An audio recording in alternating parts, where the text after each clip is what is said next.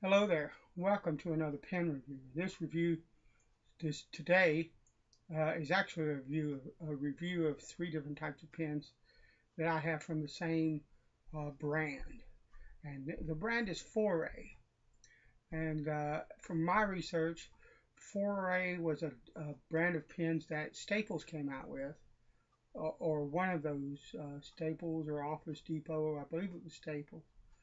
Uh, and they were their answer to a little bit nicer pen than something like the standard cheap office pens that everybody throws around kind of deal. So, and I believe they retail between $20 and $25 a piece, although they did have some that came in like a set with a pen and a pencil. I have one of those, and I think they were just probably just a little bit more.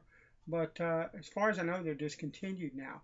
I bought these at a local thrift store that evidently bought a bunch of them at auction, and they were selling them for like $3 for single pens and $5 for the combo pen and pencil set.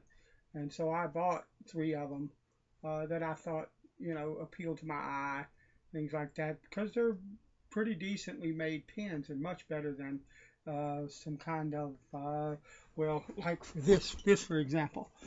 Uh, that kind of got a bunch of them there just for marking when I do work. This is my music room, and I build guitars and stuff like that, and I do some kind of layout work and stuff like that here in this room, and I might use one of those pens to mark a line or something like that. But I certainly wouldn't carry one around. It's a piece of junk. So, but anyway, so I'm going to look at the three that I own. And, my little one horse town is probably not the only place that somebody bought a bunch of these pens at auction. I look in thrift stores and antique stores and places like that all the time for pens because you can find really nice deals on really nice pens. And a lot of those places people don't either don't know what they've got or they don't think it's worth much or and so you can get good deals still on pens if you look hard. So without further yakking, let's look at the pens that I have. Now, these aren't fountain pens. They're ballpoints, rollerball, gel, what have you. And actually, this is the two-piece, the set. This is the pen, and it had a gel rollerball insert in it, or cartridge refill in it. Uh, and it was a generic for the cross refill that looks like this, but it's the body is metal. That's a roller ball. And when I went down, I just got a pack of two of the Uniball uh, 207s and stuck them in, and they fit this pen absolutely perfectly. And they write wonderfully well. It's nice and smooth. Writer, it's a gel pen, so it doesn't require a lot of pressure. Uh, just beautiful writer, and then it's got the classic kind of cigar shape. The clip is nice and tight, but it fits well in a pocket kind of deal. And then you have the mechanical pencil, which you just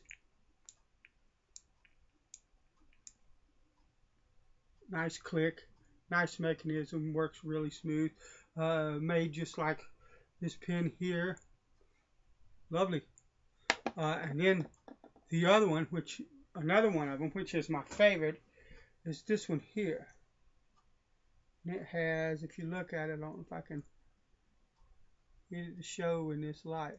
But yeah, see, it has kind of like the carbon fiber kind of look to the barrel. Of course, the cap is black, and it has a black plastic jewel, for lack of a better term, in the top. This is a fairly heavy pen. This one has a bit of heft to it, but not like this one, And I really believe that most of this is enameled metal, except maybe the carbon fiber. But I'm sure that's not carbon fiber. I'm sure it's probably a metal shaft, and they've got some kind of paper or something that covered it up, and they lacquered it or did whatever. But it's a nice pen as well. It clips, and it's like the other. The cap pops on and off. This one had a generic G2 uh, gel insert or refill, and I just went out and got the G2 and refill,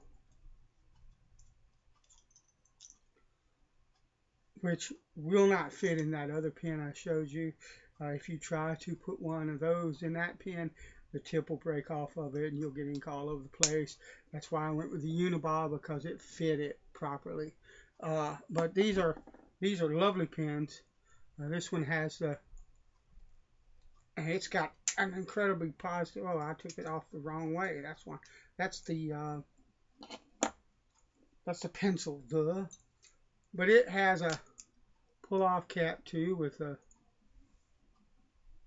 metal section, and the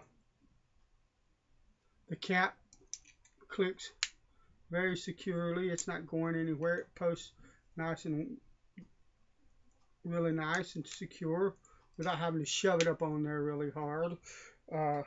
This one also, but the section is plastic. But if you look at the rings there, this pen clicks on. It's not going anywhere either. Posts really well. Makes a very substantial pen in your hand. It's nice and fat. Writes wonderfully well. Again, a gel refill. I like gel because they write really smoothly and without a lot of pressure. Very, very light. Now, if you get a good ballpoint refill, they can be really smooth and may not need very much pressure. I know the cross refills that I use, I like very well. They're nice and smooth, and that brings me to this one.